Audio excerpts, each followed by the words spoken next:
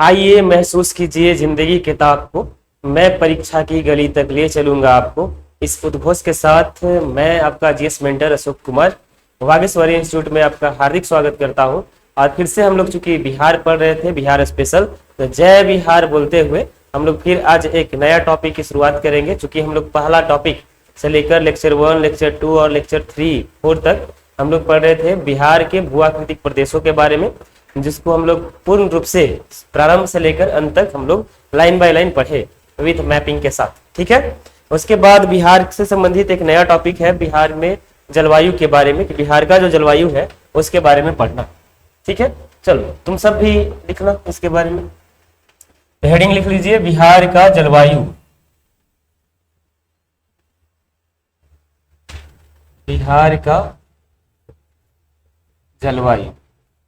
ठीक है, बिहार में जलवायु कैसे प्रवेश करता है, कब प्रवेश करता है, मानसून कब प्रवेश करता है, बारिश कब से प्रारंभ होता है, गर्मी का महीना कैसे आगमन होता है, टेम्परेचर कहाँ से कहाँ तक बना रहता है, सर्द ऋतु यानी कि ठंड का जब मौसम आता है तो उस समय बिहार में टेम्परेचर कितना रहता है, बिहार का कौन सा जिला है जहाँ सबसे अधिक बारिश होता है, कौन सा जिला है जहाँ सबसे कम बारिश होता है, इन सब चीज के बारे में हम लोग विथ मैपिंग के साथ पढ़ेंगे। तुम लोग भी इधर देखो। ठीक है, बिहार के जलवायु, जलवायु हम लोग किसको कहते हैं जी? तो समझिए कि लंबे समय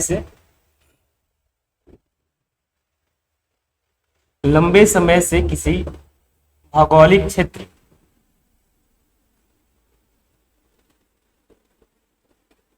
लंबे समय से किसी भौगोलिक क्षेत्र की मौसम की दशा, मौसम की जो दशा बनी रहती है उसी दशा को जलवायु कहते हैं, जलवायु कहते हैं। ठीक है, ये लंबा समय कब से कब तक हम माने? तो लंबा समय हम लोग मानते हैं मिनिमम कम से कम 20 वर्ष से लेकर 30 वर्ष तक होना चाहिए। कितना से कितना? तो 20 वर्ष से लेकर करीब 30 वर्षों तक। जैसे अगर जून से लेकर और अक्टूबर के मध्य तक लगातार बारिश हो रहा है तो उसको हम लोग किस नाम से जानते हैं? तो उसको हम लोग वर्षा ऋतु के नाम से जानते हैं कि इस समय हमेशा बारिश होगा। और यह बारिश का महीना लगातार करीब 20 से 30 वर्षों तक बना रह रहा है तो ऐसे स्थिति को ही हम लोग कहते हैं कि इस स्थिति में, इस भौगोलिक क्षेत्र में इस तरह का जलवायु या मौसम की दशा हमेशा बनी रहती है। ठीक है, तो एक लंबे समय से किसी भौगोलिक क्षेत्र की जो मौसम की दशा होती है उसे ही हम लोग जलवायु के नाम से जानते हैं। ठीक है, इसके अलावा समझिए कि जो बिहार का जलवायु वगैरह देख रहे हैं तो इस बिहार के अगर मैप को देखिएगा, ठीक है, तो इधर हम लोग मैप भी बना ही लेते हैं। इधर अगर आप बिहार के मैप को देखिएगा,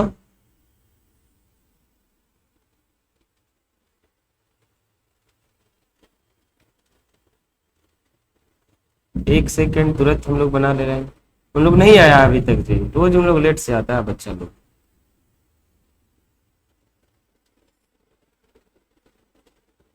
चलिए देखिए, तो बिहार को अगर इस स्थिति में देखें तो हम लोग को पता है कि बिहार का जो पूर्वी जिला है, बिहार का जो पूर्वी जिला है वो सब के सब पश्चिम बंगाल के समीप सटा हुआ है। और बिहार का जो उत्तरी जिला जितना भी देख रहे हैं सब के सब उत्तर प्रदेश से सटा हुआ है। इसलिए बिहार, नेक्स्ट पॉइंट में लिख लीजिए, इसलिए बिहार, बिहार पश्चिम बंगाल, बिहार पश्चिम बंगाल के समीप होने के कारण, समीप होने के कारण पूर्वी जिलों में, पूर्वी जिलों में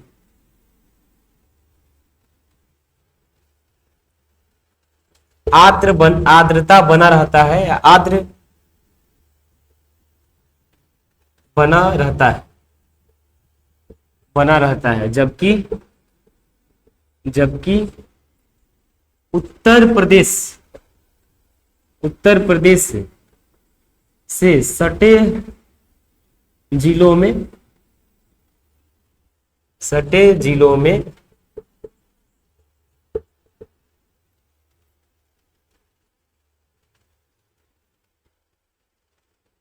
सटे जिलों में उष्ण या उष्णता बना रहता है। ठीक है, क्योंकि देख रहे हैं पश्चिम बंगाल वाला इधर का हिस्सा, क्योंकि जितना भी मानसून वगैरह ये सब आएगा, हम लोग देखेंगे आगे कि बिहार में जब मानसून प्रवेश करेगा तो इन क्षेत्र में जो बिहार, जो पश्चिम बंगाल से सटा हुआ जितना भी बिहार का जिला है, इधर जितना भी जिला है, इस सब में क्या रहेगा, तो हमेशा आर्द्रता बना रहेगा।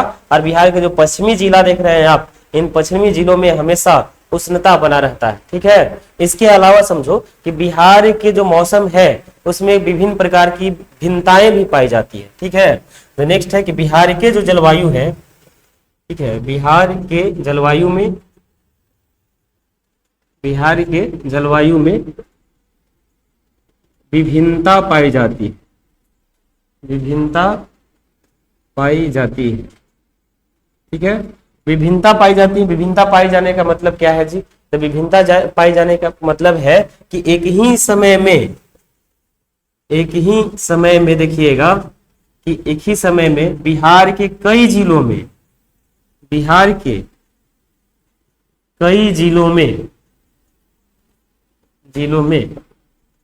बाढ़, तो कई जिलों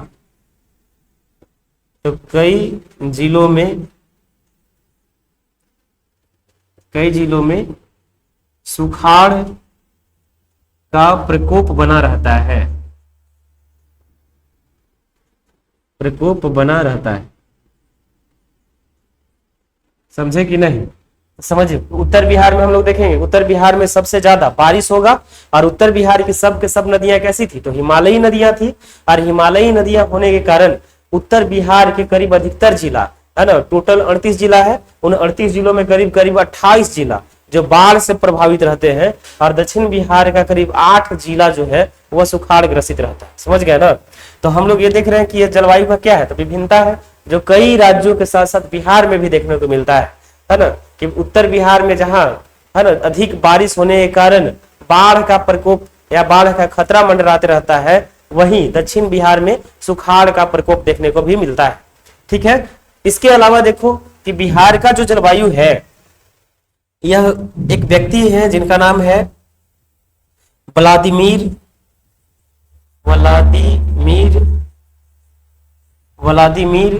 कोपेन। ठीक है, व्लादिमीर कोपेन। ये व्लादिमीर कोपेन मुख्य रूप से देखिएगा कि रहने वाले कहाँ के हैं, तो रूस के, रसिया के। ठीक है, कहाँ के रहने वाले, तो रूस या रसिया के रहने वाले हैं। और इनका पूरा वैज्ञानिक जीवन है वह बीता है कहाँ, तो जर्मनी में। इनका पूरा वैज्ञानिक जीवन कहाँ बीता, तो जर्मनी में। ठीक है, और इनके द्वारा ही देखिएगा कि वनस्पति तापमान एवं वर्षा पर शोध किया गया। ठीक है, इनके अनुसार क्या किया गया है, तो इनके अनुसार वनस्पति तापमान एवं वर्षा पर शोध किया गया। और इनके अनुसार ही जलवायु वर्गीकरण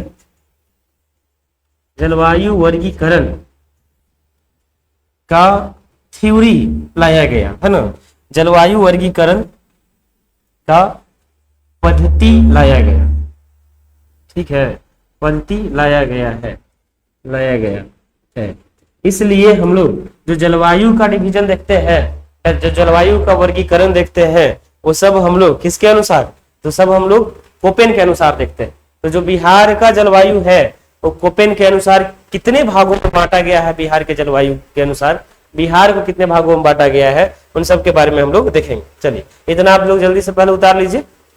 ठीक है, फिर से एक बार हम इसको रिपीट कर दे रहे हैं। ठीक है, ये जो बिहार का जलवायु लंबे समय से किसी भौगोलिक क्षेत्र में या लंबे समय से किसी भौगोलिक क्षेत्र के जो मौसम की दशा बनी हुई रहती है, उसे ही हम लोग जलवायु कहते हैं।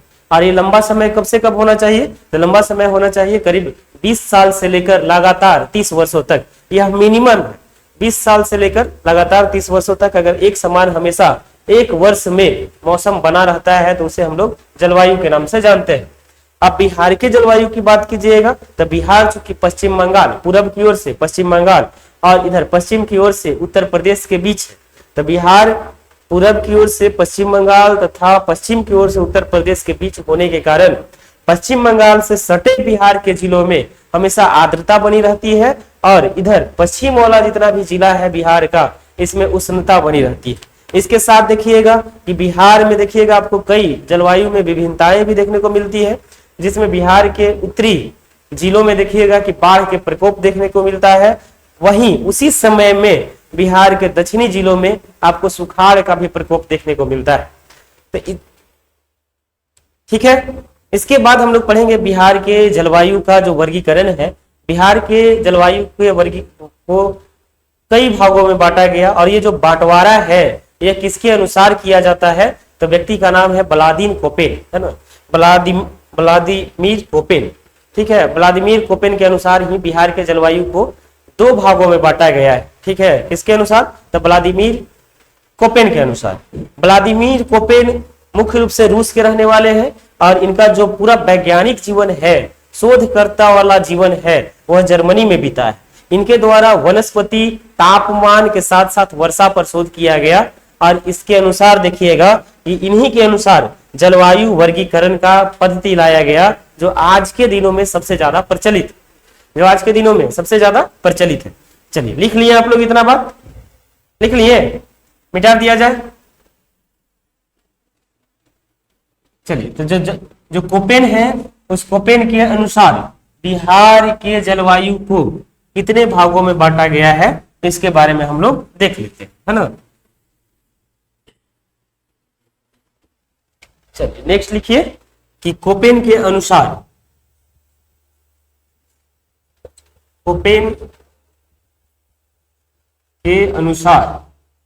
बिहार के जलवायु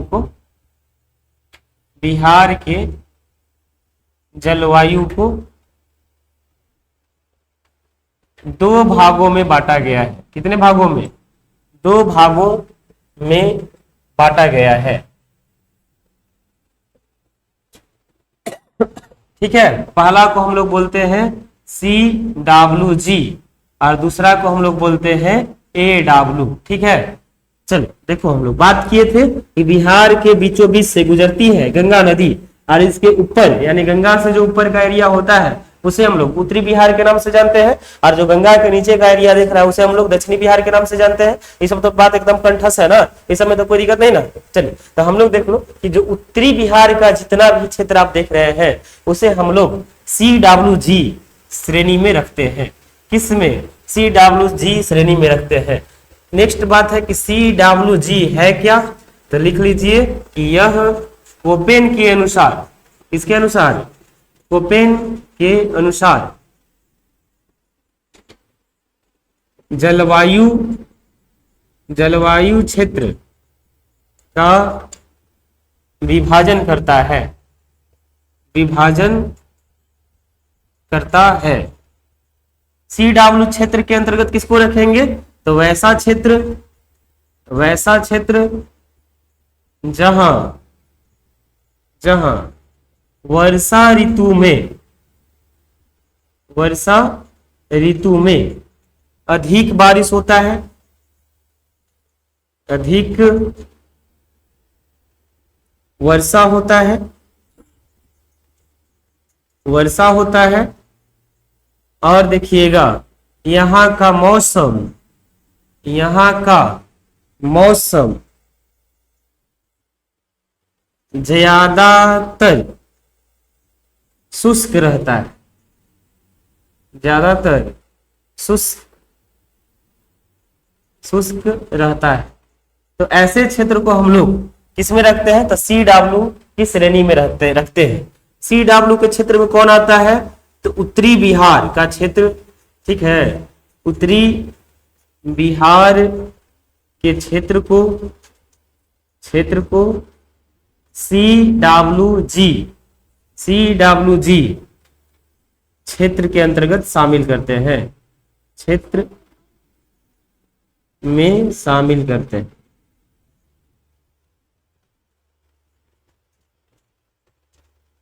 ठीक है, और एक हुआ दक्षिण वाला। ठीक है, दक्षिण वाला में कौन सा लागू होता है, तो AW, है ना, दक्षिण वाला में AW। इसको कहाँ रखते हैं, तो इसको रखते हैं हम लोग दक्षिणी बिहार, तो दक्षिणी बिहार का, है ना, दक्षिणी बिहार का जितना भी आपको क्षेत्र दिखता है उसे हम लोग AW जलवायु के अधीन रखते हैं। तो ये हो गया CW जी की श्रेणी में, और ये हो गया AW, है ना, जलवायु श्रेणी के अंतर्गत हम लोग रखते हैं। किसके अनुसार? कोपेन के अनुसार। ठीक है, किसके अनुसार? कोपेन के अनुसार। पूरा नाम क्या था कोपेन का? तो व्लादिमीर कोपेन। कहाँ के रहने वाले? तो मुख्य रूप से रसिया के रहने वाले। और इनका पूरा वैज्ञानिक जीवन कहाँ बीता है? पूरा वैज्ञानिक जीवन जर्मनी में बीता, है ना। और किस आधार पर शोध किए? तो 3 चीजों पर शोध किए, एक वनस्पति, तापमान, और उसके अलावा कौन सा क्षेत्र? तो वनस्पति तापमान के अलावा, देखिएगा, बैठ जल्दी जल्दी, वनस्पति तापमान के अलावा वर्षा पर इनके द्वारा शोध किया गया, और उसी के आधार पर कोपेन ने, है ना, पूरे बिहार के जलवायु को भी बांटा है। ठीक है, तो बिहार के जलवायु को हम लोग 2 भागों में बांट कर पढ़ते हैं, एक CWG और दूसरा AW।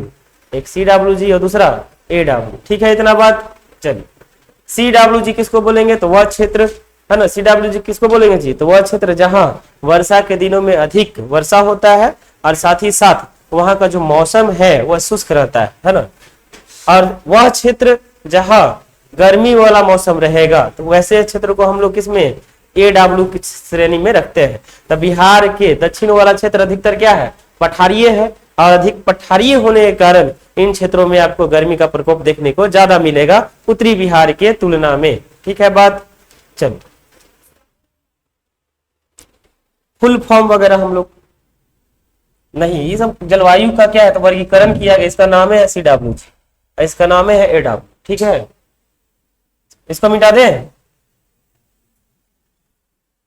चलो, बिहार में जलवायु को प्रभावित करने वाले बहुत सारे मुख्य कारक हैं, उन कारकों को हम लोग देखेंगे। इसको मिटा दें। चलिए, तुम लोग लेट क्या करते हो जी पर डे? जब क्लास जान रहे हो कि रोज 4:30 से एकदम लाइव हो जाता है और आता ही है, तो एकदम 4:30 में अवेलेबल रहिए, 5 मिनट पहले आ जाइए। चलिए नेक्स्ट लिखो। देखो कि बिहार में जलवायु को प्रभावित करने वाले कारक। ठीक है, बिहार में जलवायु को प्रभावित करने वाले कारक, तो कई ऐसे कारक हैं जो बिहार में जलवायु को प्रभावित करते हैं। ठीक है, उनमें से अगर पहला कारक देखिएगा तो एक है अक्षांशीय विस्तार। अक्षांशीय विस्तार। ठीक है, दूसरा कारक है बंगाल की खाड़ी। इसके अलावा तीसरा कारक है दक्षिण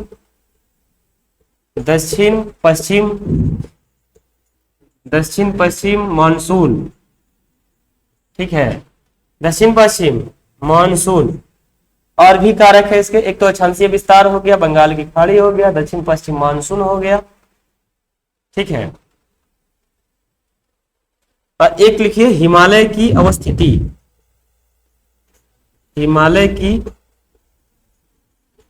अवस्थिति। मुख्य रूप से देखिएगा तो बिहार में जलवायु को प्रभावित करने वाले यह 4 कारक है ना। मुख्य रूप से बिहार के जलवायु को प्रभावित करने वाले कितने कारक? 4 कारक है। एक अक्षांशीय विस्तार, बंगाल की खाड़ी, दक्षिण पश्चिम मानसून और एक हिमालय की अवस्थिति। ठीक है, चलिए इसको भी उतारिए। चलो नेक्स्ट है कि जो बिहार है, नेक्स्ट कि बिहार में मानसून कैसे प्रवेश करता है। बिहार में मानसून का प्रवेश देख रहे हैं। अभी खूब गर्मी का महीना है और जून का महीना पूरा उमस भरा गर्म और हमेशा नहीं रहेगा, है ना, कुछ दिनों तक रहेगा। कब तक रहेगा इस सब के बारे में हम लोग देख लेते हैं। चलिए यहां तक लिख लिए मानसून का प्रवेश, लिख लो। जब CW ये सब लिखिए लिए हैं तो यहाँ ई भी लिख लीजिएगा कि कोपेन के जलवायु के आधार पर बिहार को 3 जोन में भी बांटा गया है। पहले इसको भी लिख लो कि बिहार को जलवायु के आधार पर 3 जोन में बांटा गया है। 3 जोन में बांटा गया है। ठीक है, एक है पहला, ठीक है, पहला है लिखो कि उत्तर पश्चिम को हम लोग जोन 1 में रखते हैं। किस में रखते हैं? जोन 1 में रखते हैं। तो बिहार का यह पूरा का पूरा हिस्सा दिख रहा है ना आपको, इसको हम लोग जोन 1 में शामिल करके रखते हैं। ठीक है, और इस एरिया में जोन 1 में सबसे ज्यादा आपको किसका विस्तार देखने को मिलता है? तो आपको जलोढ़ मिट्टी का विस्तार देखने को मिलता है। कौन सी मिट्टी? जलोढ़ मिट्टी का विस्तार देखने को मिलता है। किसमें? तो जोन 1 में। हाँ जी, देखो यानी, ठीक है, बिहार के जलवायु के आधार पर हम लोग बिहार को कितने भागों में? तो 3 जोनों में बांट देते हैं। एक जोन है इधर का एरिया जिसको हम लोग उत्तर पश्चिम के बिहार के नाम से जानते हैं, और उत्तर पश्चिम के बिहार को हम लोग किस नाम से? तो जोन 1 के नाम से जानते हैं। ठीक है, उसके अलावा देखिएगा दूसरा कि एक है उत्तर पूर्व, है ना, उत्तर पूर्व, इसे हम लोग जोन 2 के नाम से जानते हैं। इसका विभाजन हम लोग जोन 2 के अंतर्गत करके रखते हैं। तो इधर का जो हिस्सा आपको दिखाई दे रहा है इसे हम लोग जोन 2 के अंतर्गत शामिल करके रखते हैं। और इसके अलावा तीसरा याद रखिएगा, तीसरा है दक्षिण का पठारीय हिस्सा, है ना, दक्षिण का पठार, है ना, दक्षिण का पठार, इस क्षेत्र को हम लोग बांट के रखते हैं जोन कितना में? तो 3 में। ठीक है, ये पूरा क्षेत्र को हम कह सकते हैं कि यह जोन 3 के अंतर्गत है। ठीक है, इसके अलावा भी देखो कि पठारीय हिस्से को भी इसको भी यानी कि जोन 3 को भी 2 हिस्सा में बांट दिया गया है। एक को हम लोग बोलते हैं जोन 3A, ठीक है, को किस नाम से जानते हैं? जोन 3A के नाम से जानते हैं, और दूसरा को हम लोग जोन 3B के नाम से जानते हैं, जोन 3B के नाम से जानते हैं। ठीक है, तो वह क्षेत्र जिसमें दक्षिण का भी, है ना, दक्षिण बिहार का वह क्षेत्र जिसमें जलोढ़ मिट्टी पाया जाता है, कौन सा मिट्टी? जलोढ़ मिट्टी पाया जाता है, उसको हम लोग जोन 3A के अंतर्गत शामिल करके रखते हैं। ठीक है, और जिसमें केवल पठारीय हिस्सा मिलता है, केवल पठार मिलता है, उसे हम लोग जोन 3B के अंतर्गत शामिल करके रखते हैं। तो बताओ कि बिहार के इन क्षेत्रों में आपको केवल व केवल क्या देखने को मिला था? पठार देखने को मिला था ना जी। तो इस क्षेत्र को हम लोग जोन 3B के अंतर्गत शामिल करके रखते हैं। और इसके ऊपर में आपको जितना भी जो जलोढ़ मृदा वाला क्षेत्र है, जो जलोढ़ मृदा का क्षेत्र या भूमि मिलता है, उसको हम लोग जोन 3A के अंतर्गत शामिल करके रखते हैं। ठीक है बात। तो पूरे बिहार को अगर जोन के हिसाब से या जलवायु के हिसाब से बिहार के मृदा को बांटना होगा, बिहार के जलवायु के हिसाब से मृदा को बांटना होगा, तो कितने जोन में? 3 जोन में डिवाइड करके रखते हैं, जोन 1, जोन 2 और जोन 3, है ना, जोन 1, जोन 2 और जोन 3। अब बताओ सवाल आएगा कि पश्चिम चंपारण किस जोन के अंतर्गत आता है? तो कौन सा जोन हो जाएगा जी? कौन सा जोन? पश्चिम चंपारण, तो जोन 1 में हो जाएगा। पश्चिम चंपारण, पूर्वी चंपारण, इधर अगर तुमसे किशनगंज पूछ दे, अररिया पूछ दे, पूर्णिया पूछ दे, तो ये सब कौन सा जोन के अंतर्गत? जोन 3 के अंतर्गत। अब बाकी दक्षिण वाला जितना भी हिस्सा देख रहे हैं, दक्षिण का पठारीय वाला हिस्सा देख रहे हैं, उसे हम लोग जोन 3 के अंतर्गत शामिल करके रखते हैं, है ना।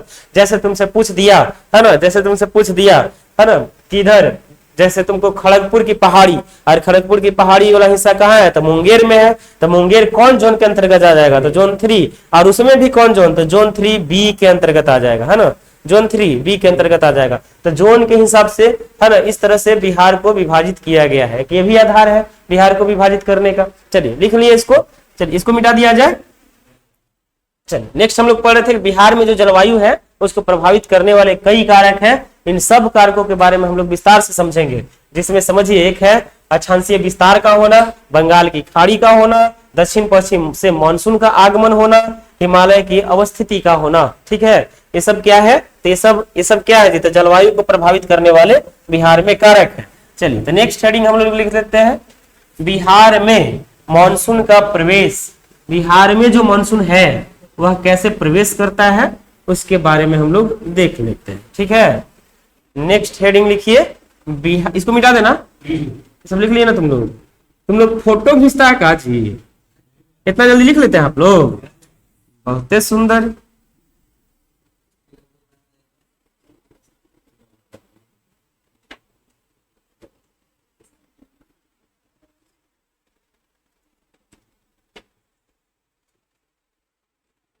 चलिए इसको हम लोग बिहार को बिहार रहने देते हैं, अभी काम आएगा मैप। हाँ जी, हाँ लिखिए, हेडिंग लिखिए बिहार में मानसून का प्रवेश,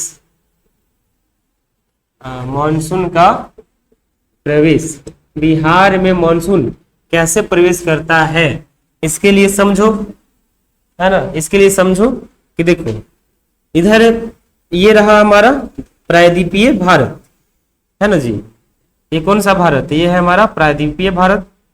ठीक है, देखो इधर है बंगाल की खाड़ी, इधर बंगाल की खाड़ी, इससे ऊपर देखोगे तो इधर तुमको हिमालय का श्रेणी दिखाई देगा। इधर क्या है, तो इधर हिमालय का श्रेणी है, नहीं इधर क्या है, तो इधर हिमालय है। ठीक है, इधर हम लोग हिमालय के बारे में देख लेंगे। इधर देखिएगा तो इधर हिंदू कुश पर्वत है, हिंदू कुश पर्वत श्रृंखला है। ठीक है, इधर क्या है जी, तो इधर है हिमालय है। ठीक है, इधर बंगाल की खाड़ी है, इधर देखिएगा तो इधर है अरब सागर, इधर कौन सा सागर, अरब सागर। ठीक है, होता क्या है, और इस पूरे भारत में हम लोग देखे हैं कि कर्क रेखा जो है वो भारत के बीचों बीच से होकर गुजरता है। ठीक है, और कर्क रेखा के ऊपर ही पूरा बिहार है, कर्क रेखा के ऊपर क्या आपको दिखाई देता है, तो कर्क रेखा के ऊपर आपको बिहार दिखाई देगा। ठीक है, बिहार कहाँ स्थित है, तो बिहार कर्क रेखा के ऊपर स्थित है। अब समझिए कि 1 जून जैसी होता है पूरे भारतवर्ष में, कितना तारीख, 1 जून जैसी होता है कि 1 जून को ही माना जाता है कि बिहार में, इस बिहार के दक्षिण पश्चिम से, उस पूरे भारत के दक्षिण पश्चिम से मानसून का आगमन हो जाता है। किसका आगमन, मानसून का भारत में प्रवेश हो जाता है।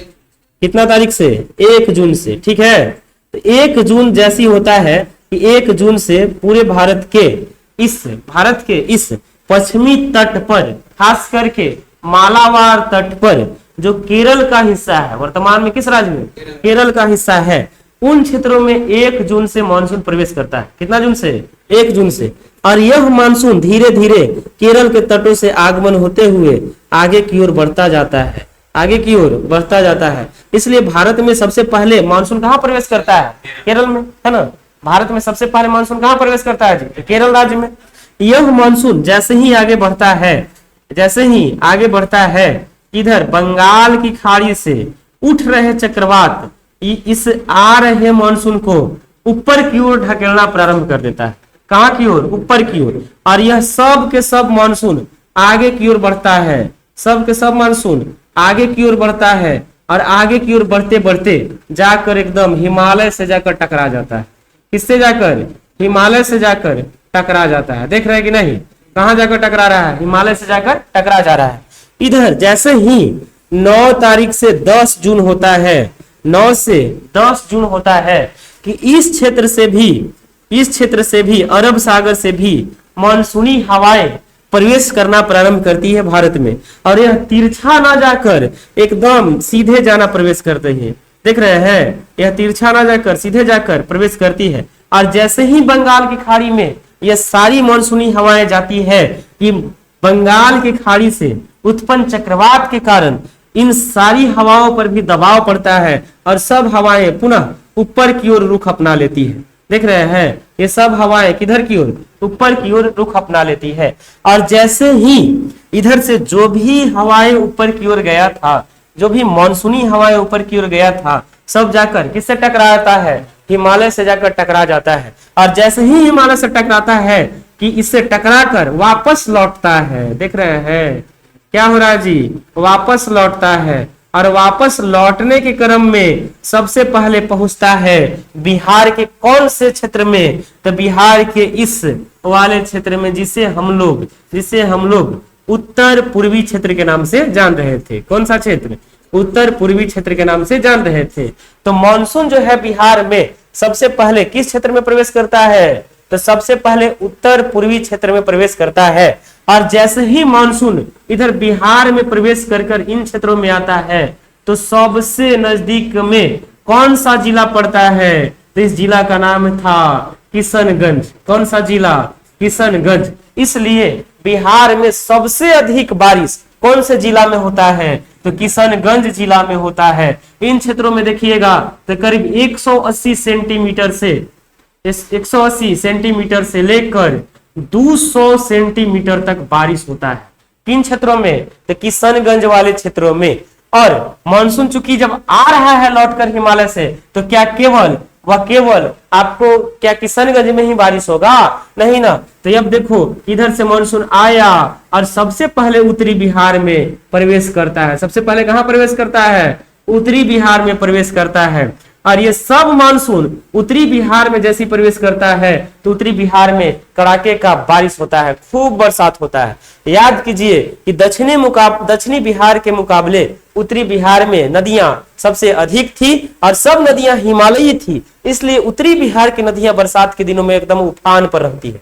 और सबसे ज्यादा इन क्षेत्रों में जितना भी नदी बह रहा था सब बाढ़ का कारण बनती है। इसलिए उत्तरी बिहार में दक्षिणी बिहार के मुकाबले अधिक बाढ़ का प्रकोप देखने को मिलता है। समझ में आ रहा है ना जी? यहाँ तक समझने में कोई दिक्कत नहीं हो रहा है? अगर आपको पीछे वाला जितना भी क्लास याद है, समझ में आया है बढ़िया से, तो फिर इन सब क्लास पढ़ने में आपको मजा आएगा, है ना? समझ रहे हैं? अब देखो कि उत्तरी बिहार में जब मानसून आया तो इधर खूब बारिश हुआ और धीरे धीरे जो मानसून दक्षिणी बिहार में प्रवेश करता है और दक्षिणी बिहार में कमजोर पड़ने लगता है मानसून। समझ रहे हैं? दक्षिणी बिहार में मानसून कमजोर पड़ने लगता है। इसलिए बिहार में देखिएगा कि अरवल और औरंगाबाद और खास करके कौन सा क्षेत्र? तो बिहार का दक्षिणी कौन सा क्षेत्र? तो बिहार का दक्षिणी पश्चिमी हिस्सा का क्षेत्र, बिहार का दक्षिणी पश्चिमी जो क्षेत्र है, यहाँ सबसे कम बारिश होता है। यहाँ क्या होता है जी? तो सबसे कम बारिश होता है। समझ गए? यहाँ सबसे कम बारिश होता है। और सबसे कम बारिश होने वाले जिलों की बात करें बिहार का तो वो है औरंगाबाद। कौन सा जिला? औरंगाबाद, अरवल। समझ गए? इन क्षेत्रों में मानसून आते आते एकदम वीक हो जाता है, कमजोर हो जाता है, जिसके साथ ही देखिएगा कि इन क्षेत्रों में कम बारिश होता है। इसलिए सबसे अधिक बारिश किशनगंज में और सबसे कम बारिश कहाँ होता है? तो सबसे कम बारिश औरंगाबाद में। कभी औरंगाबाद में सबसे कम बारिश तो कभी अरवल में सबसे कम बारिश देखने को मिलता है। इतना समझ में आया? चलिए फिर से आप एक बार देखो इसको कि बिहार में मानसून का प्रवेश कैसे होता है, बिहार में मानसून कैसे प्रवेश कर जाता है। ठीक है? तो अगर हम पूरे भारत की अगर बात करें तो पूरे भारत में देखिएगा कि 1 जून को, कितना तारीख को? 1 जून को भारत के पश्चिमी तट यानी कि केरल के मालाबार तट में मानसून प्रवेश करता है। समझ गए? सबसे पहले पूरे भारत के किस राज्य में? तो केरल राज्य में मानसून प्रवेश करता है। और जैसे ही केरल के तट से जाकर मानसून टकराता है कि मालाबार तट के क्षेत्र में सबसे अधिक बारिश इन समय बारिश के दिनों में होता है। जैसे ही मानसून आगे की ओर बढ़ता है तो यह पूर्वी तट से होते हुए बंगाल की खाड़ी की ओर चला जाता है। बंगाल की खाड़ी में उठे चक्रवात इन मानसूनी हवाओं को ऊपर की ओर ढकेल देता है। और जैसे ही तारीख 9 से 10 जून का होता है कि 9 से 10 जून के समय इधर अरब सागर से उठ रहे चक्रवाती हवा है ना, मानसूनी हवा आगे की ओर बढ़ता है और एकदम भारत से समानांतर बढ़ते हुए आगे की ओर जाता है और बंगाल की खाड़ियों की ओर प्रवेश कर जाता है। और यह बंगाल की खाड़ी में जाकर बंगाल की खाड़ी से उठ रहे चक्रवाती हवाओं के द्वारा ऊपर की ओर उठने लगता है। और इधर से भी जो 1 जून से प्रवेश किया था मानसूनी हवा और इधर 9 से 10 जून को भी जो प्रवेश किया था मानसूनी हवा, सब एक साथ जाकर और कहा तो हिमालय से टकरा जाता है। समझ रहे हैं? हिमालय से टकरा जाता है और हिमालय से टकराने के बाद जब वापस लौटता है तो लौटने के क्रम में ही बिहार में बारिश देखने को मिलता है। और जब बिहार में लौटने का जो समय है वह है 15 से लेकर 25 जून। कब से लेकर? 15 से लेकर 25 जून। इसीलिए बिहार में मानसून कब प्रवेश करता है? तो बिहार में मानसून 15 से लेकर 25 जून के बीच प्रवेश करता है। इसलिए बिहार में आज क्या तारीख हो गया है? 20-22 हो गया, 20 हो गया है ना। तो देखना कि 2-4-5 दिनों के अंदर या एक सप्ताह के अंदर बिहार में मानसून का प्रवेश हो जाएगा और फिर गर्मी धीरे धीरे द एंड की ओर होना प्रारंभ हो जाएगा। फिर यहाँ से धीरे धीरे बरसात का आगमन हो जाएगा और फिर खूब बारिश होगा। ठीक है, जबरदस्त बारिश। इस दरमियान सबसे अधिक बारिश आपको किशनगंज में देखने को मिलता है और किशनगंज में सबसे ज्यादा बारिश होता है। समझ गए? 180 सेंटीमीटर से लेकर लगभग आपको 200 सेंटीमीटर का बारिश आपको देखने को मिलता है। कहाँ? किशनगंज में। और इसलिए बिहार का कौन सा ऐसा जिला है जहां सबसे अधिक बारिश होता है? तो कौन सा जिला?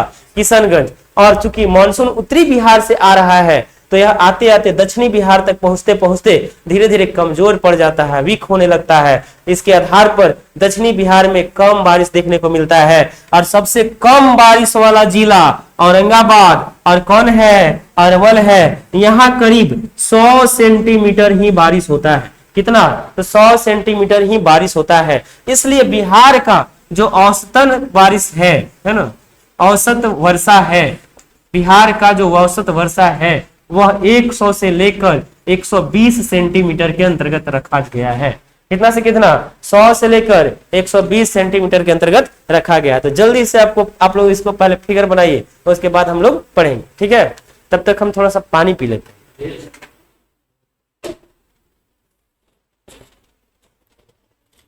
समझ में आ रहा है ना? आ रहा है समझ में? चलो बहुत सुंदर। जल्दी से आप इसको एक बार उतारिए। यहां तक किसी को समझने में कोई दिक्कत है तो बोलो। कोई दिक्कत, कोई परेशानी है जी? नहीं ना? चलो एकदम स्पष्ट सब कुछ समझ में आ रहा है ना? कोई समस्या नहीं ना? तो आप इसको एक बार जल्दी से उतारिए। ठीक है, एक बार जल्दी से उतारिए बिना बात किए हुए।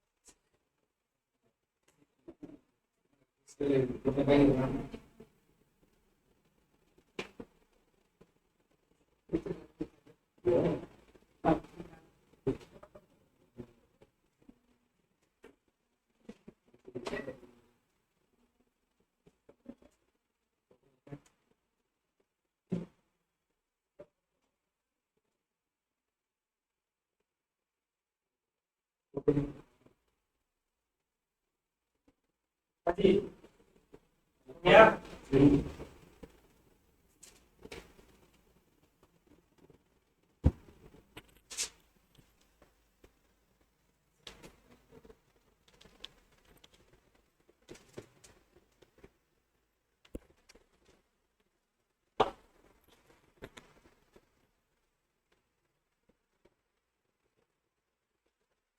मिटा देना इसको।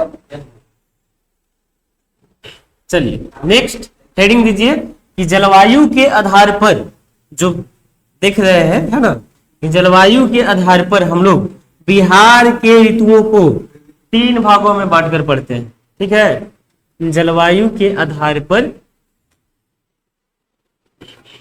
हाँ जी, देखो नेक्स्ट हेडिंग दीजिए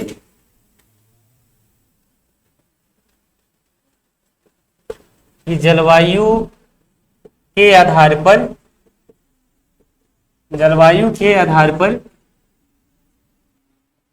बिहार के ऋतुओं को 3 भागों में बांटा गया है। 3 भागों में बांटा गया है। ठीक है, पहला कौन सा? तो पहला लिख लीजिए ग्रीष्म ऋतु। पहला ग्रीष्म ऋतु। ठीक है, दूसरा लिखिए वर्षा ऋतु। और तीसरा शीत ऋतु। शीत ऋतु। ठीक है, तो बिहार जलवायु के आधार पर बिहार को हम लोग कितने भागों में बांटते हैं? 3 भागों में। कितने भागों में? 3 भागों में। पहला ग्रीष्म ऋतु, दूसरा वर्षा ऋतु और तीसरा है शीत ऋतु। ठीक है, अब आइए हम इन तीनों ऋतुओं के बारे में विस्तार से पढ़ते हैं। ठीक है, चलिए इसको मिटा दें, हम लिख लिए आप लोग, हेडिंग दे दीजिए ग्रीष्म ऋतु। ठीक है, बिहार में जो ग्रीष्म ऋतु है तो कब से कब तक रहता है जी? बताइए, कब से कब तक? तो यह रहता है मध्य मार्च से। कब से? मध्य मार्च से लेकर मध्य जून तक। कब तक? मध्य जून तक। मतलब हम कह सकते हैं कि 15 मार्च से लेकर 15 जून तक, है ना, या फिर 25 जून अभी हम बात किए थे, है ना। उसके बाद बिहार में क्या आ जाता है? तो मानसून प्रवेश कर जाता है, बारिश का महीना प्रारंभ हो जाता है। ठीक है कि नहीं? चलिए, तो ये मध्य मार्च से लेकर कब तक? मध्य जून तक होता है। कौन सा महीना? ग्रीष्म ऋतु का महीना। कौन सा महीना? ग्रीष्म ऋतु का। आप समझिए, ये रहा ग्लोब, है ना, कौन सा चीज? तो ये है ग्लोब, विश्व का ग्लोब। इसके बीचों बीच देखिएगा एक रेखा गुजरा है जिसे हम लोग भूमध्य रेखा के नाम से जानते हैं। कौन सा रेखा? भूमध्य रेखा के नाम से जानते हैं। ठीक है, इसके ऊपर एक और रेखा गुजरा हुआ है, इसके ऊपर एक और रेखा गुजरा है जिसे हम लोग कर्क रेखा के नाम से जानते हैं। कौन सा रेखा? कर्क रेखा के नाम से जानते हैं। इसके नीचे से भी एक रेखा गुजरा हुआ है जिसे हम लोग मकर रेखा के नाम से जानते हैं। कौन सा रेखा? मकर रेखा के नाम से जानते हैं। समझ रहे हो? इधर देखो ध्यान से। इसके बाद समझो कि जो सूर्य है हमारा, कौन सा चीज? तो सूर्य भगवान, सूर्य देवता। ठीक है, जो सूर्य तारा है, ठीक है, यह सूर्य जो है इसी भूमध्य रेखा से ऊपर जाते हुए बहुत जाएगा तो ये कर्क रेखा तक जाता है। कहां तक जाता है? कर्क रेखा तक जाता है, और यह फिर से भूमध्य रेखा पर आता है और नीचे जाता है तो वह मकर रेखा तक जाता है। समझ गए? और सूर्य जो है हमेशा विषुवत रेखा से कर्क रेखा तक, कर्क रेखा से विषुवत रेखा तक, और विषुवत रेखा से मकर रेखा तक, और पुनः मकर रेखा से भूमध्य रेखा तक चलता है ना। सूर्य जो जितना भी देख रहे हैं ना घूर्णन गति, हमेशा सूर्य इन्हीं 2 रेखाओं के बीच घूर्णन गति होता है। कर्क रेखा से लेकर मकर रेखा के बीच, कर्क रेखा से लेकर मकर रेखा के बीच। समझिए, सूर्य जिधर जाएगा उन क्षेत्रों में गर्मी गिरेगा। उन क्षेत्रों में क्या गिरेगा? गर्मी गिरेगा। अब बताओ कि भारत जब हम देखे थे तो भारत कहाँ है जी? तो भारत के बीचों बीच से होकर कर्क रेखा गुजरता है। हम लोग पढ़ेंगे आगे जब भारत का ज्योग्राफी पढ़ेंगे तो। नहीं, यानी कि भारत के 8 राज्यों से होकर कर्क रेखा गुजरती है, और यह कर्क रेखा भारत के बीचों बीच होकर गुजरता है। ठीक है, और इस कर्क रेखा के उत्तर में देखिएगा तो आपको यहाँ पर आपको बिहार दिखाई देगा। क्या दिखाई देगा? बिहार दिखाई देगा। जैसे बिहार दिख रहा है ना। अब समझो कि जैसे ही गर्मी का महीना आएगा, यानी कि जैसे ही देखोगे कि मध्य मार्च आएगा, है ना, कि मध्य मार्च से जो यह सूर्य है, यह सूर्य उत्तरायण होना प्रारंभ कर देगा। समझ गए? सूर्य किधर की ओर होना प्रारंभ कर देगा? उत्तरायण होना प्रारंभ कर देगा। समझ गए? और अप्रैल के बाद, मार्च अप्रैल के बाद देखिए कि मई तक पूरा हार्ड गर्मी गिरेगा, और जून होते होते समझिए कि यह पूरा तरह से उत्तरायण की ओर चला जाता है, इन क्षेत्रों में चला जाता है। समझ गए? और जैसे ही इन क्षेत्रों में जाएगा, सूर्य जहां तक जाता है अपने समीप जितना भी क्षेत्र है उन क्षेत्र में गर्मी पैदा करता है। और सबसे ज्यादा इन समय जिधर जिधर सूर्य उत्तरायण होगा उस समय क्या होगा? गर्मी का प्रकोप बढ़ेगा। गर्मी का प्रकोप क्या होगा? तो बढ़ेगा। अब बताओ कि बिहार हमारा यहाँ है, जैसे ही सूर्य कर्क रेखा के समीप आएगा, बताइए कि बिहार में गर्मी का प्रकोप क्या होगा? बढ़ेगा। और उसमें भी कौन बिहार में? तो उसमें भी दक्षिणी बिहार में। इन्हें देखो, मान के चले कि इधर बिहार, ठीक है, और इधर बिहार की स्थिति में देख लो, इधर बिहार में कि मान के चलो इधर से कर्क रेखा, और कर्क रेखा के उत्तर में क्या है? बिहार है। इधर जैसे ही कर्क रेखा के समीप आएगा कौन? तो सूर्य आया, सूर्य आया तो समझो कि क्या होगा जी, कि इन दक्षिण बिहार में देख रहे हैं ना, कि पूरा का पूरा दक्षिण बिहार में सबसे ज्यादा गर्मी गिरेगा इस उत्तर बिहार के मुकाबले। नहीं, उत्तर बिहार के मुकाबले कहाँ दक्षिण गिरे, कहाँ ज्यादा गर्मी, दक्षिण बिहार में गर्मी। अब समझो कि सूर्य जैसे जैसे ऊपर जाएगा और जिन क्षेत्र पर ज्यादा रहेगा वहां के लोग एकदम मंगरैला सन करिया करिया मिलेगा, समझ गए। इसलिए विषुवत रेखा के समीप जितना भी देश है, समझ गए, विषुवत रेखा के समीप जितना भी देश है वहां के लोग क्या होते हैं, तो अधिकतर पूरा काला होते हैं। जैसे वेस्ट इंडीज के खिलाड़ी के देखे हैं आप लोग, देखे हैं कि नहीं, एकदम खूब करिया रहता है कि नहीं। और वहां एक नियम है, रिवाज है, जैसे हमारे यहाँ रिवाज है कि अगर जो ज्यादा सुंदर है ना, ज्यादा प्रतिभावान है, तो हम लोग उसको विश्व सुंदरी घोषित कर देते हैं। नहीं, ठीक वैसे ही तुम भी विश्व सुंदरी नहीं ना। अब वैसे देखो, ठीक वैसे ही वेस्ट इंडीज में जो जितना करिया होता है, एकदम कुचू कुचू करिया, समझ गए, उसको उतना ही सुंदर माना जाता है। समझे, समझ रहे कि नहीं। तो समझिए कि जहां विषुवत रेखा के समीप जो जो देश है वहां सबसे अधिक गर्मी का प्रकोप रहता है। इसलिए उन क्षेत्रों में सबसे ज्यादा लोग कैसे होते हैं, एकदम करिया, केकरा सन, मंगरैला जैसा, समझ गए, या फिर केकरा सन, भूत जैसा करिया, समझ गए। हाँ जी, तो अब आगे देखो, तो समझो कि जब कर्क रेखा तक तो सूर्य जा रहा था, कर्क रेखा से तो ऊपर जाता नहीं है। इसलिए देखिएगा कि भारत में भी, दक्षिणी भारत में, जैसे केरल में, कर्नाटक में, तमिलनाडु में, है ना, इन क्षेत्रों के लोगों को देखिएगा तो कैसा रहता है, लोग अधिकतर काला दिखता है कि नहीं जी, दिखता है ना अधिकतर। साउथ इंडियन कैसे लोग होते हैं, तो साउथ इंडियन अधिकतर काले लोग होते हैं। नहीं, अना रहता है, ऐसा नहीं देखा है का तुम लोग, साउथ इंडियन कैसा अधिकतर काला। नहीं सुना है वो डायलॉग कि लड़का को कह रहा था कि हे भगवान, भले ही हमको साउथ हीरो बनाइए, लेकिन साउथ हीरोइन जैसा हमको विवाह करवाइएगा लड़की से, समझ गए।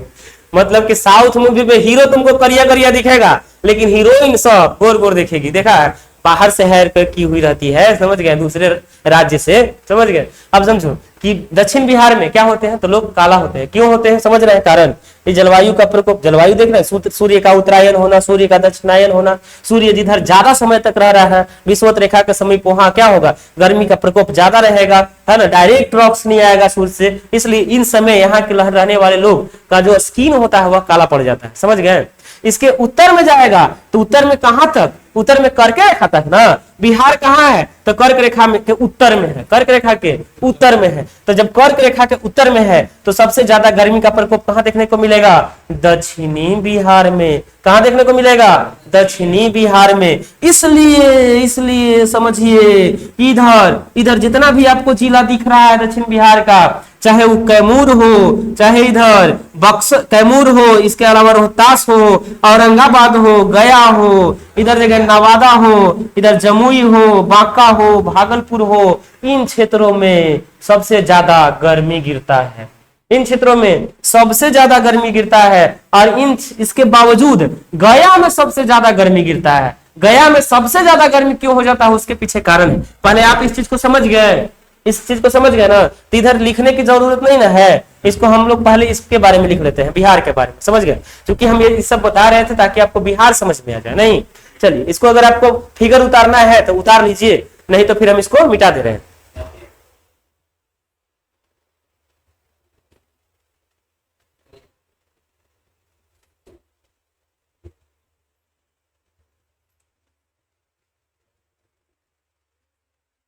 चलिए मिटा देना। तो लिखिए इसमें कि सूर्य के उत्तरायण होने के साथ, लिखिए कि सूर्य के उत्तरायण होने के साथ बिहार में, ऐसे लिखते हैं ग्रीष्म, है ना, लिख लीजिए, बिहार में ग्रीष्म ऋतु का आगमन होता है, आगमन होता है, समझ गए।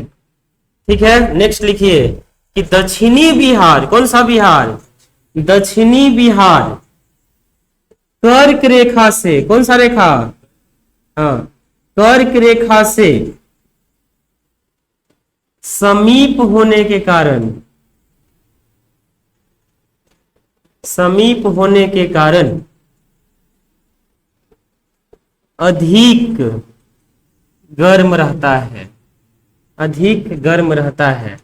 ठीक है, जैसे जैसे बिहार का कौन कौन सा जिला जी, तो जैसे देख लीजिए, जैसे कैमूर हो गया, जैसे रोहतास हो गया, जैसे गया हो गया, नवादा हो गया, है ना, बांका हो गया, इसके अलावा भागलपुर हो गया। समझ गए? तो इन क्षेत्रों में सबसे ज्यादा आपको गर्मी देखने को मिलता है। इनमें भी गया, सबसे ज्यादा गया में गर्मी गिरता है। समझ गए? इन इन इन जिलों में के अलावा इन जिलों में भी लिख लीजिए कि इन जिलों में भी सबसे अधिक गर्मी, सबसे अधिक गर्मी गया जी जिला में पड़ता है। कौन सा जिला? गया जी, है ना, दिख रहा है ना, गया जी जिला में पड़ता है।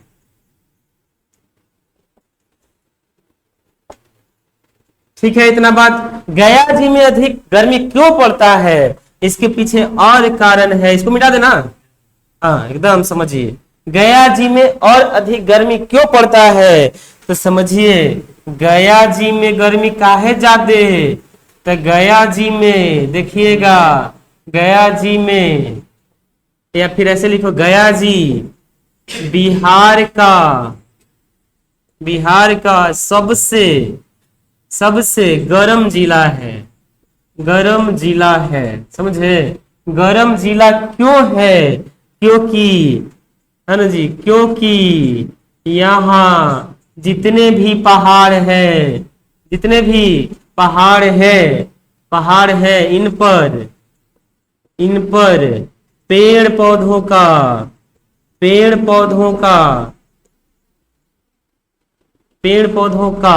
नहीं होना, पेड़ पौधों का नहीं होना, एक तो ये कारण है। दूसरा कारण क्या है जी, तो ये तो पहला, दूसरा कारण समझिए। दूसरा कारण, गया जी के बीचों बीच से गुजरता है कौन नदी? फल्गु नदी। तो फल्गु नदी कैसा नदी है? तो बरसाती नदी है। जब बरसात आता है तब इसमें पानी रहता है, बरसात खत्म पानी सूख जाता है और यहाँ का रेत गर्म हो जाता है। तो लिखिए फल्गु नदी में जल का सूख जाना, जिसके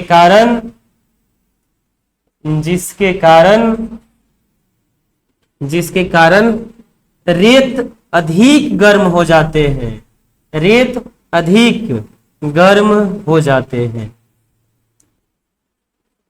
एक तो कि चट्टान भी गर्म आ गया, सब पेड़ पौधा नहीं था तो, और दूसरा कि जितना भी फल्गु नदी का रेत था, ये फल्गु नदी का रेत भी अधिक गर्म हो जाता है। तो दो कारण सबसे ज्यादा महत्वपूर्ण है गया जी को अधिक गर्म रखने में।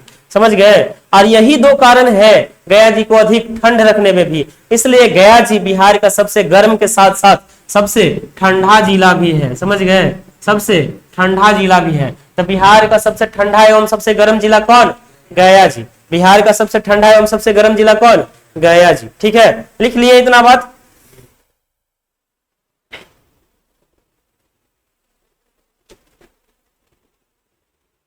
लिखिए इतना।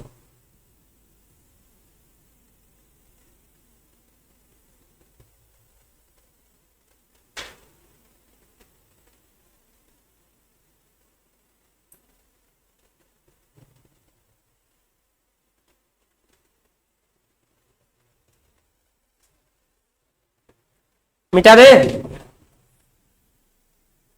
चलिए नेक्स्ट देखो, जब ग्रीष्म ऋतु आता है तो इस ग्रीष्म ऋतु में बिहार का सर्वाधिक तापमान वगैरह कितना होता है जी, तो इसको भी हम लोग देख लेते हैं। ठीक है, तो बिहार में जो मध्य मार्च से मध्य जून के बीच गर्मी आया, ग्रीष्म ऋतु आया, तो इस समय लिखिए कि इस समय, हाँ बोलो, इस समय बिहार का तापमान देखिएगा कि 45 डिग्री सेल्सियस से लेकर 46 डिग्री सेल्सियस तक जाता है। कहां तक? 45 से 46 डिग्री सेल्सियस तक जाता है, समझ गए। और इस समय बिहार में 8 से लेकर 16 किलोमीटर प्रति घंटा की रफ्तार से गर्म हवा चलता है, गर्म हवा भी चलता है, हवा चलता है, समझ गए, गर्म हवा चलता है, जिसे हम लोग किस नाम से जानते हैं? जिसे हम लोग लू के नाम से जानते हैं, लू के नाम से जानते हैं, समझ गए। इसीलिए तो गर्मी के महीना में हम लोग बिहारी, जितना भी बिहारी लोग हैं हम लोग सब क्या मारते हैं जी? तो खूब सत्तू मारते हैं का गिलास, या खूब अमझोरा, देखे है क्या है? ताकि हमको लू ना मारे, समझ गए। लू मार दिया तो आप लोग टे बोल दीजिएगा, जिसको लू मारता है एकदम टे बोल देता है। टे बोलने का मतलब एकदम ऊपर ही चल जाएगा, ठीक है, एकदम तुरंत टे बोल देता है, समझ गए। कहाँ चल जाएगा? तुरंत दर्शन हो जाएगा भगवान के, समझ गए। इसलिए एकदम खतरनाक गर्म हवा कहाँ चल, इन समय सबसे ज्यादा अगर उत्तरी बिहार में कि दक्षिणी बिहार में, कहाँ चलेगा जी? सबसे ज्यादा उत्तरी बिहार में चलेगा गर्म हवा कि दक्षिणी बिहार में? दक्षिणी बिहार में ज्यादा हवा तेज चलेगा, इसलिए 8 से 16 किलोमीटर प्रति घंटा की रफ्तार से गर्म हवाएं चलती है, समझ गए। जिसे हम लोग किस नाम से जानते हैं? लू के नाम से जानते हैं। लेकिन हम लोग लू कहते हैं, हम लोग कहते हैं मत जाना बाहरी, लुक मार देगा, लुक कहते हैं, लुक नहीं, लेकिन इसको क्या बोलते हैं जी?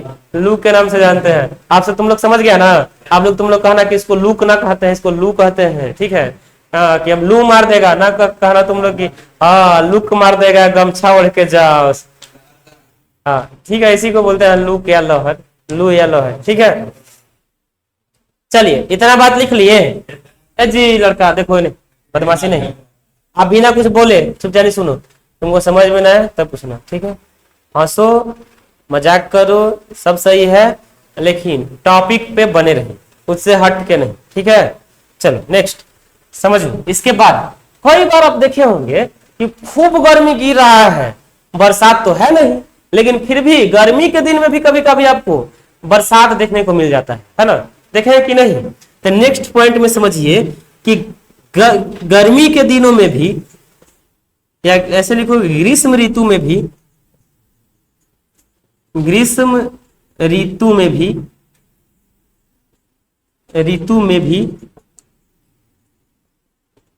बंगाल की खाड़ी से उत्पन्न चक्रवातों के कारण एक दो दिन का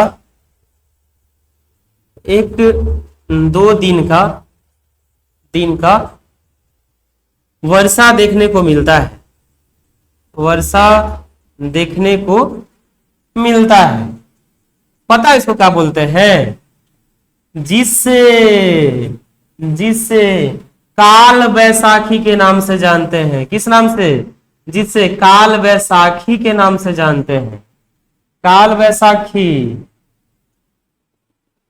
के नाम से जानते हैं, समझे। जब भी बरसेगा समझो, जब यह बरसेगा तो अपने साथ देखिएगा कि ओला बरसाएगा। क्या बरसाएगा? ओला की बारिश होती है, ओला की बारिश होती है, समझ गए, ओला की बारिश होती है। एक तो देखिएगा क्या ना, जिसको हम लोग बोलते हैं कि पत्थर वो पड़ रहा है जी, छोटे छोटे, तो कभी कभी देखो बड़े बड़े पत्थर गिर रहा है। तो ढेर इस समय देखिएगा कि जिसके यहाँ फूस का घर रहता है तो पूरा फूस का जो है पूरा छेद करके घर में भर जाता। हम लोग जब छोटे छोटे थे तो एक बार बिहार में जबरदस्त पूरा ओला गिरा था, एकदम कुदाल से हम लोग काट काट के, है ना, उसको मिट्टी जैसा अलग किए थे, करीब इतना इतना, ठीक है, इतना इतना करीब। और कब की घटना होगा? तो करीब 2003-4 की घटना होगा, ठीक है। तुम लोग देखा था जी? तुम लोग नहीं, तुम लोग धरती पर नहीं था, नहीं उस समय धरती पर तुम लोग नहीं था, नहीं था तब है ना। चलो तो इस समय एक तो कि सबसे ज्यादा ओला गिरने की संभावना बनी रहती है। इससे पहले गर्मी के दिन में देखे कि नहीं, जब बारिश हुआ है तो छीट पुट कभी कभी पत्थर गिरा है कि नहीं, अरे उसी को बोलते हैं ओला गिरना, बर्फ गिरना, है ना, उसी को बोलते हैं पत्थर गिरना, है ना। समझ रहे थे। एक तो कि इसको किस नाम से, काल वैसाखी के नाम से जानते हैं। और यह बारिश देखिएगा कि क्षति पहुंचाता है किसको, फसलों को। तो यह बारिश, दूसरा बात समझिए कि यह बारिश क्या, तो फसलों को, ठीक है, फसलों को क्षति पहुंचाता है या बर्बाद कर देता है, समझे, क्षति पहुंचाता है या फिर बर्बाद कर देता है। साथ ही साथ इस बारिश में, है ना, इस बारिश में बिजली गिरने की संभावना, इस बारिश में यानी काल वैसाखी बारिश में बिजली गिरने की संभावना अधिक होती है, अधिक होती है। और समझिए कि जब ये आएगा काल वैसाखी तो अपने साथ ओला तो गिराएगा ही, कभी कभी पूरा तेज तड़क मलक के साथ पूरा बिजली गिरने की संभावना भी तीव्र होती है। और बिहार में सबसे ज्यादा बिजली कहाँ गिरता है जी, कहाँ गिरता है, पेड़ पर। कौन जिला में, पेड़ पर मारेंगे बस। देखो कहाँ जी, तो एगो औरंगाबाद, कौन जिला, औरंगाबाद, बांका, कौन जिला, बांका, नवादा, भागलपुर, बांका लिख लिए, जमुई, मुंगेर, सब दिख रहे हैं। कहाँ दिख रहा है, ये सब कहाँ का जिला दिख रहा है, दक्षिणी बिहार का जिला। इसलिए जितना ठनका गिरी देखते हैं ना, वो कहाँ गिरता है सबसे ज्यादा, दक्षिणी बिहार में। समझ गए, ठनका सबसे ज्यादा कहाँ गिरता है, दक्षिणी बिहार में। कब, जब काल वैसाखी वाला बारिश होता है तो सबसे ज्यादा। समझ गए, काल वैसाखी वाला बारिश होता है तो सबसे ज्यादा। पहले कहा जाता था कि हम लोग, पहले देखिएगा ना, पहले लोग क्या करते थे कि जितना गाय का गोबर होता था सब लोग बहरी रखता था गर्मी के दिन में। समझ गए, पहला कि अगर ठनका एकरा पे गिर जाएगा तो ये सब सोना बन जाएगा। क्या बन जाएगा, सब सोना बन जाएगा। समझ गए, तो इसलिए इस सब क्षेत्रों में अगर आदमी पर गिर गया तो टे बोल दीजिएगा। समझ गए, आदमी पर गिर गया तो टे बोल दीजिएगा के बाद। समझ गए, इतना तेज इसमें होता है बिजली कि आपका जितना भी ब्लड है सब सोख लेगा। आप तुरंत, पूरा आपका शरीर काला पड़ जाएगा। आप तुरंत भर में टे बोल दीजिएगा, मतलब मृत हो जाइएगा। समझ गए, तो ये जो देख रहे हैं कि नहीं, बिजली गिरने की संभावना ये सबसे ज्यादा कहाँ होता है जी, काल वैसाखी वाला बरसात में। कौन बरसात में, काल वैसाखी के बरसात में। लिख लिए, चलिए इसको जल्दी से लिखिए, जल्दी से एकदम फटाक से लिखिए। हाँ जी, आप लोग भी लिख लिए।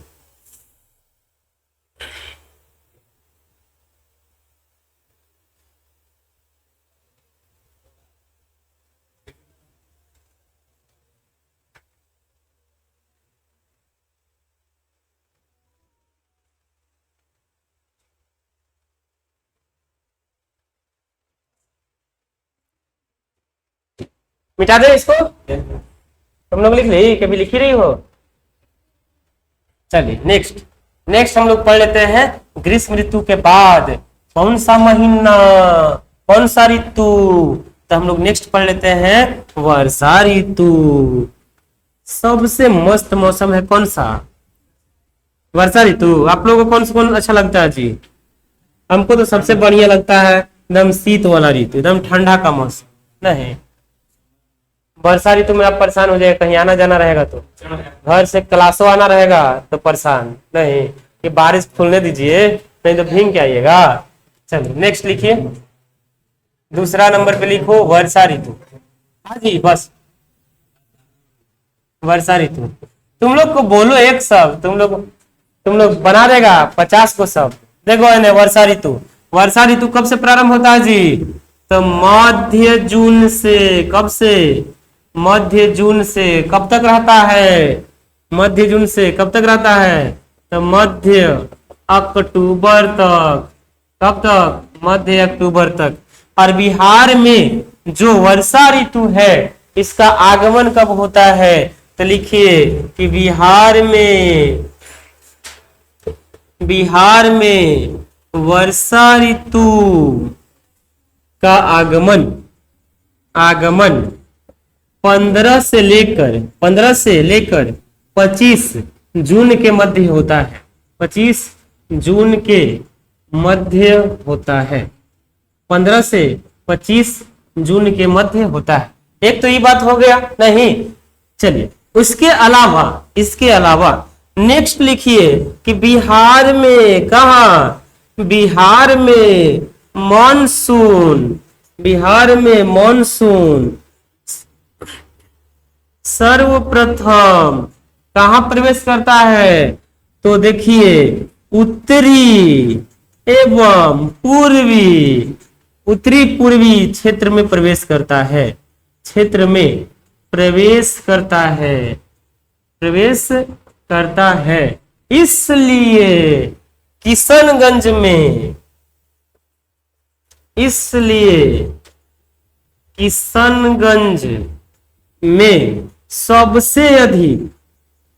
में सबसे अधिक बारिश होता है, समझ गए? तो बिहार का कौन सा ऐसा जिला है जहां सबसे ज्यादा बारिश होता है? तो कौन सा जिला? किशनगंज। और इस किशनगंज में देखिएगा कि 180 सेंटीमीटर से लेकर 200 सेंटीमीटर तक बारिश होता है, वर्षा होता है, समझ गए? चलो इतना लिख लो। तो सबसे ज्यादा बारिश बिहार के कौन जिला? किशनगंज जिला में होता है। समझ में आ रहा है? चलिए फिर से एगो नन्ही चा के हम लोग कोनवा में बना ले रहे हैं बिहार, देख रहे हैं, ये बना लिए हम लोग हैं। हाँ, जैसे हम पढ़ा रहे हैं ना, याद नहीं ना हुआ, कहीं ना पूछेंगे तुम लोग से तब समझाएंगे, ठीक है?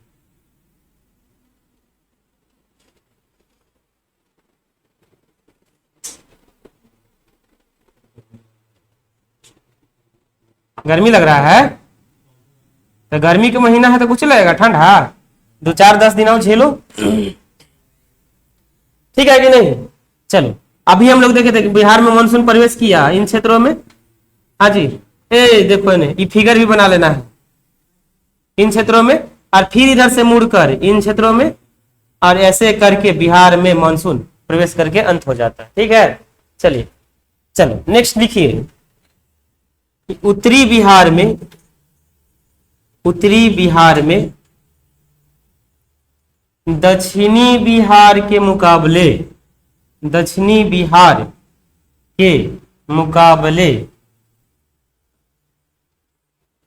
अधिक बारिश होता है,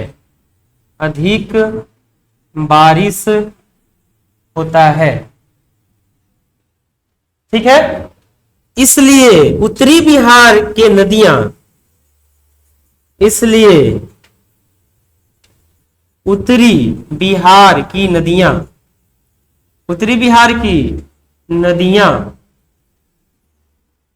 बाढ़ का कारण बनती है।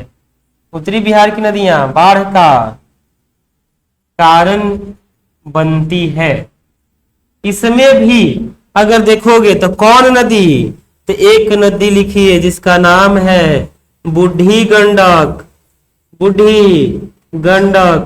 दूसरा लिखिए बागमती, और तीसरा लिखिए कोसी नदी। कौन सा नदी?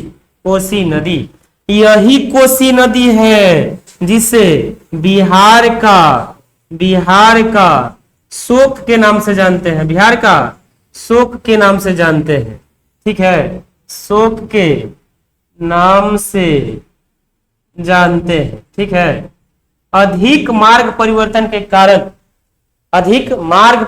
के कारण कोसी नदी को बिहार का शोक कहा जाता है। सबसे ज्यादा बाढ़ लाती है, समझ गए?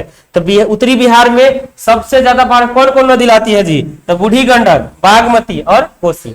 बूढ़ी गंडक, बागमती और कोसी। तो उत्तरी बिहार में सबसे ज्यादा क्या आते हैं? बाढ़ आते हैं। इसके साथ ही इसको मिटा दिया जाए। हाँ देखो,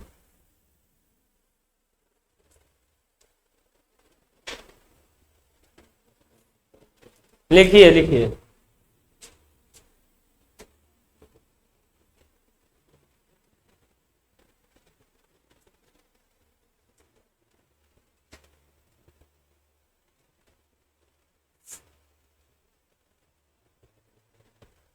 चलिए, इस क्षेत्र में देख रहे हैं चोरी चमारी पूरा बढ़ गया, खूब चोरी हो रहा है नहीं,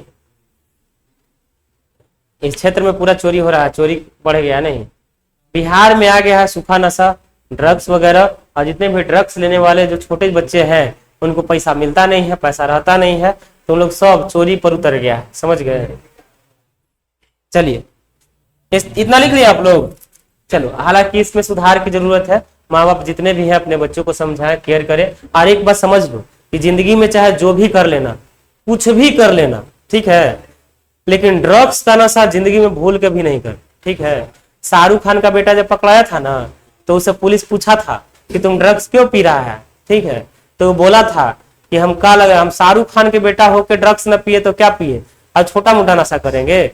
उसके बाप के पास उतना पैसा है कि वो कहीं भी बेचकर अपना बेटा को बचा लेगा। तुम्हारे बाबूजी के पास उतना पैसा है कि लंदन और अमेरिका भेज के तुमको बचा लेंगे।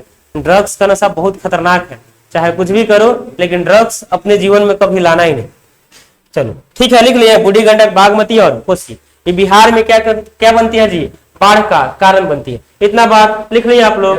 चलो नेक्स्ट लिखा जाए, इसको मिटा देना।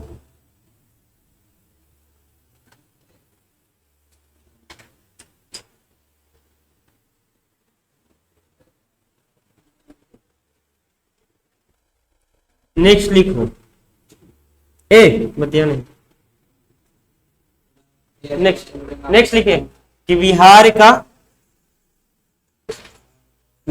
का 38 में से 28 जिला, कितना जिला, 28 जिला बाढ़ से प्रभावित रहता है, बाढ़ से प्रभावित रहता है, समझ गए, बाढ़ से प्रभावित रहता है। इन 28 जिलों में सबसे अधिक जिला उत्तरी बिहार के शामिल है। इन 28 जिलों में अधिक जिला उत्तरी बिहार में शामिल है, मतलब कि उत्तरी बिहार का अधिकतर जिला क्या रहता है, बाढ़ से ग्रसित रहता है, बाढ़ से प्रभावित रहता है, समझ गए। कितना जिला, तो टोटल बिहार में जिला कितना, 38, जिसमें से 28 को जिला में बाढ़ से प्रभावित रहता है, बाढ़ हाल रहता है, समझ गए।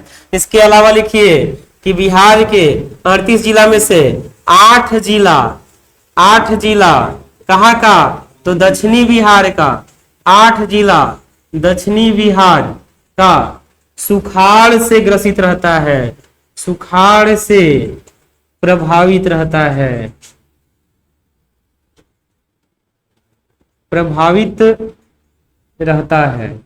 समझ गए। तो समझिए कि कई बार होगा कि इधर कि जितना भी जिला है इधर उत्तरी बिहार का, उधर बाढ़ आयल रहेगा, और इधर औरंगाबाद अरवल ने सुखाड़ घोषित हो जाएगा कि लो इन्हें पानी नहीं पड़ा, और उत्तरी बिहार पूरा डूबल है, और दक्षिणी बिहार औरंगाबाद इधर क्या हो रहा है, तो पूरा सुखाड़ आयल है। नहीं, सरकार के द्वारा सुखाड़ घोषित कर दिया जाता है कि किसानों को जितना पैसा लगा है फसल उगाने में उतना पैसा वापसी कर दिया जाए, कम से कम किसानों को मुहैया भत्ता वगैरह उपलब्ध कराया जाए ताकि किसानों को राहत मिल सके, समझ गए। समझ में आ रहा है ना कि उत्तरी बिहार का 38 गो जिला में से कै गो जिला बाढ़ प्रभावित, 28 गो, और कै गो जिला सुखाड़ प्रभावित, 8 गो। तो यह 8 गो जिला देख रहे हैं कि न देख रहे हैं ना जी। चलो नेक्स्ट बात में लिखिए कि जैसे जैसे मानसून दक्षिण की ओर जाता है, जैसे जैसे मानसून दक्षिणी बिहार में जाता है, कमजोर पड़ जाता है, कमजोर या शुष्क पड़ जाता है, जिससे दक्षिणी बिहार में कम वर्षा होता है, ठीक है। इनमें से सबसे कम बारिश, लिख लीजिएगा कि बिहार में सबसे कम बारिश, कम बारिश। औरंगाबाद, औरंगाबाद, औरंगाबाद या अरवल जिला में होता है, अरवल जिला में होता है। समझ गए? इधर कितना सेंटीमीटर, इधर देखिएगा अरवल, औरंगाबाद या अरवल में तो केवल 100 सेंटीमीटर ही बारिश होता है। समझ गए? कितना सेंटीमीटर? 100 सेंटीमीटर। इसलिए देखिएगा कि सबसे अधिक बारिश किशनगंज और सबसे कम बारिश औरंगाबाद, सबसे अधिक बारिश किशनगंज और सबसे कम बारिश औरंगाबाद। इतना बात क्लियर? चलिए नेक्स्ट पॉइंट में लिख लीजिए, नेक्स्ट पॉइंट में कि बिहार का, इधर लिख दे रहे हैं, ठीक है, लिखिए कि बिहार का औसत वर्षा, औसत वर्षा 100 से 120 सेंटीमीटर है, 100 से 120 सेंटीमीटर है, 100 से 120 सेंटीमीटर ही बारिश होते हैं। लिख लिए? बहुत सुंदर, जल्दी जल्दी लिखिए। हाँ बोलो। कमजोर पड़ जाता है ना? इधर जैसे दक्षिण में आएगा मानसून क्या होने लगता है? कमजोर पड़ने लगता है। और इधर जैसे आता है तो बिहार का यह हिस्सा जिसे हम लोग पढ़े थे मैप में, दक्षिणी पश्चिमी में सबसे कम बारिश होता है। औरंगाबाद कने है इसी दक्षिण पश्चिम में शामिल है, इसलिए औरंगाबाद हो या अरवल हो, इधर सबसे कम बारिश होने देखने को मिलता है। लिख लिया आप लोग? चलिए जल्दी से फटाक से लिखिए।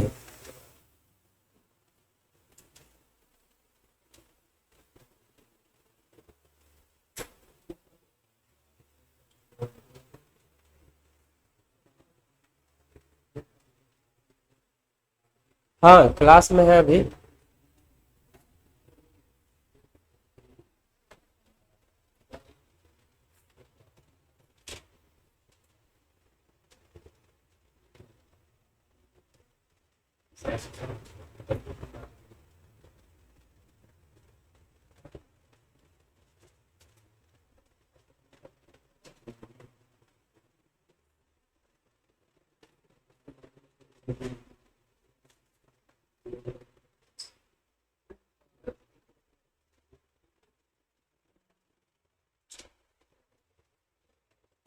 लिख लिया हो तुम लोग? लिख ली?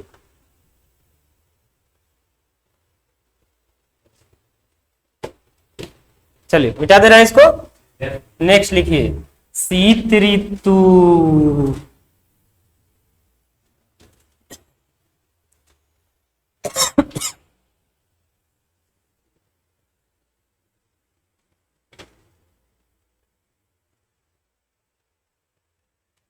नेक्स्ट लिखा जाए शीत ऋतु। बिहार में शीत ऋतु कब से कब तक? तो मध्य अक्टूबर से, मध्य अक्टूबर से लेकर कब तक? तो मध्य मार्च तक। कब तक रहता है जी? मध्य मार्च तक। समझो हम यहीं से तो मार्च से ही तो स्टार्ट किए थे कि मध्य मार्च से मध्य जून तक गर्मी का महीना, मध्य मार्च से मध्य जून तक गर्मी का महीना, और मध्य जून से लेकर मध्य अक्टूबर तक बरसात का दिन या बरसात का महीना, और मध्य अक्टूबर से लेकर मध्य मार्च तक तो शीत ऋतु का महीना है ना, ठंडा का महीना। ठीक है, नेक्स्ट समझिए कि शीत ऋतु जो बिहार में आ रहा है, लिखो कि सूर्य के दक्षिणायन होने के साथ ही, सूर्य के दक्षिणायन होने के साथ ही, दक्षिणायन होने के साथ ही बिहार में शीत ऋतु का, शीत ऋतु का आगमन होता है, आगमन होता है। यही बात तो हम फिर से, जैसे ही ग्लोब था, नहीं ये था कर्क रेखा, मकर रेखा, बीच में विषुवत रेखा, नहीं। और जब सूर्य उत्तरायण गया था कर्क रेखा के समीप तो अधिक गर्मी गिर रहा था, और जब यह नीचे आया दक्षिणायन की ओर, नीचे की ओर आ रहा है, तो बिहार जो इधर है, जो इधर बिहार है, इधर क्या होगा? ठंडा पड़ने लगेगा। सूर्य दूर जाएगा तो इन्हें ठंडा, सूर्य नजदीक आएगा तो गर्मी।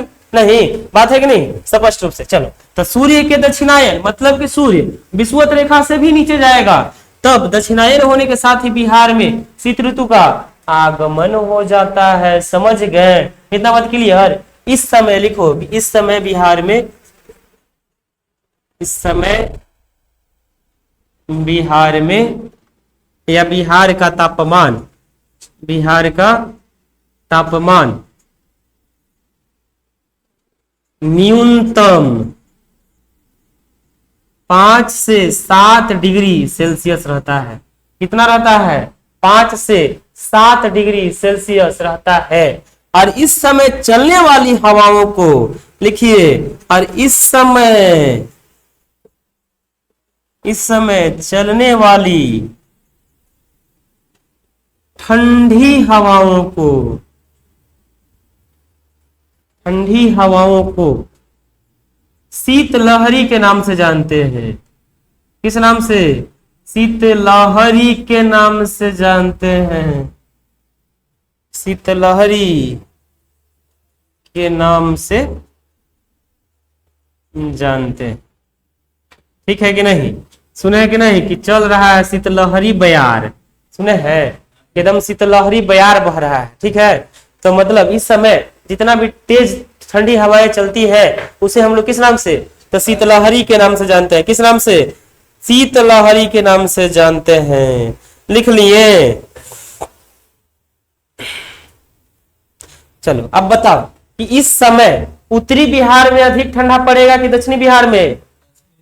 ला का तो दक्षिणी में, पहले उत्तर में, इधर उत्तर ऊपर में रहेगा, नीचे दक्षिणी बिहार। तो सूर्य दक्षिणी बिहार से नीचे जा रहा है, तो उत्तरी बिहार में कम है ना, अधिक ठंडा पड़ेगा, और दक्षिणी बिहार में थोड़ा कम उत्तरी बिहार के मुकाबले। तो नेक्स्ट लिख लीजिए, इस समय दक्षिणी बिहार की तुलना, लिखो कि दक्षिणी बिहार की तुलना, लिखो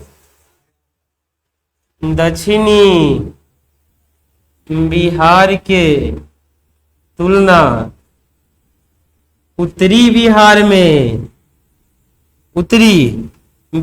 में अधिक ठंड पड़ती है। अधिक ठंड पड़ती है। ठीक है, दक्षिणी बिहार के मुकाबले कौन सा बिहार? उत्तरी बिहार में अधिक ठंड पड़ती है। समझ गए इतना बात? चलो लिखिए जल्दी से इतना। चलो, पूरा बिहार में देखोगे, हाँ बोलो। चलो, इसके बाद देखो कि पूरा बिहार की बात कीजिएगा तो पूरा बिहार में सबसे अधिक ठंडा कब पड़ता है? तो मध्य दिसंबर, समझ जाइए, मध्य दिसंबर से लेकर जो मध्य जनवरी है, मध्य जो जनवरी का महीना है तक कड़ाके की ठंड पड़ती है। कड़ाके की ठंड पड़ती है बिहार में। समझ गए इतना? ये था बिहार में जलवायु। ठीक है, कौन सा टॉपिक? बिहार में जलवायु। ठीक है, तो आपको समझ में आया कि नहीं? यहाँ तक पढ़ने में किसी को कोई दिक्कत, किसी भी तरह का कोई क्वेश्चन है, प्रश्न है तो आप पूछो, है ना। और आप लोग के मन में भी अगर कोई सवाल बनता है इस टॉपिक से लेकर तो बिल्कुल आप अपने कमेंट बॉक्स में जाकर सवाल पूछ सकते हैं। चलिए, तुम लोग बताओ जी, तुम लोगों को कोई दिक्कत नहीं ना? नहीं ना? चलिए ठीक है, तो फिर आज इतना ही रखते हैं। तब तक के लिए बहुत बहुत धन्यवाद। फिर से हम लोग मिलेंगे अगले क्लास में।